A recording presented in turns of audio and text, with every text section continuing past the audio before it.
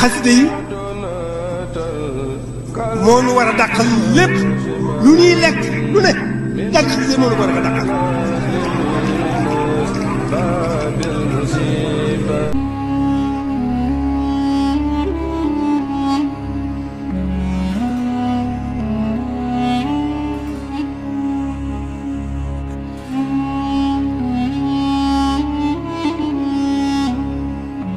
Assalamualaikum warahmatullah. Naafila tey ci téereb Sëriñ Suhaybu Mbàkke bi di Qurratul Ayni mu ne guddig fukkeel ga ak ñeent ku ca julli juróom ñetti rakka bu ci ne fatiha ak iza jaa juróom ñaari yoon mel na ni ku saraxe junniy diinaar goreel junniy jaam lele junniy ñu xiif te dees na nangu ak julleem ak wooram te dees na ko musal ci ayu àdduna ak ayu àllaaxira ku ci bëgg ay leeral nag